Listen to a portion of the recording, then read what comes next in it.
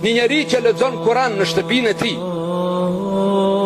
prej atij ku lexon Kur'an, e deri në Arshi Allah ka një dritë, një shtyllë dritës. Dhe Allahu Dhu Xhelal për çdo ditë në mëngjes herët, në vakt si fyrit, çon me laqet posaçme që t'ja bin bereqetin çati njeriu çati ku lexon Kur'an. Çati ku lexon Kur'an t'ja bin bereqetin për hir të leximit të Kur'anit. Një ditë apo një natë me laqe do të nisen, por nuk do ta gjejnë dritën.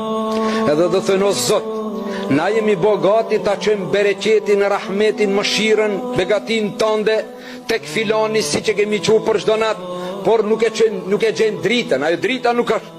Allahu Dhu Xhelal thot, me laqet e mia, po ju nuk e dini se ai që lexon te Kur'an ka vdek.